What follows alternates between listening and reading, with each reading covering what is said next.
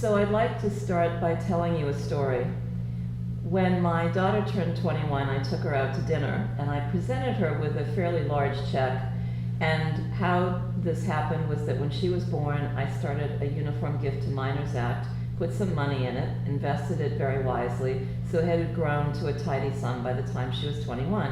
At 21, you're of legal age to get this money, so I gave it to her. And needless to say, she was really surprised. And she said, "Mom, what do I do with this money?" And I said, "Well, what I'd like you to do is learn how to invest." So I took her to Fidelity. We opened an account. I introduced her to a financial advisor who I knew there.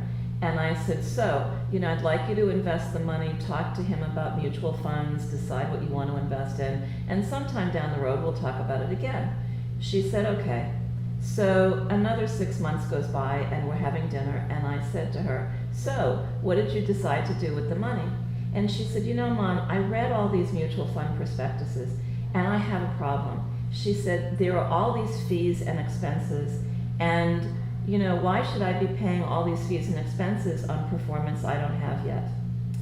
And as someone that has worked in the financial services industry all my life, I smiled, and I have to admit that an answer didn't come easily. And this is really the problem that most investors have when they work with a financial advisor.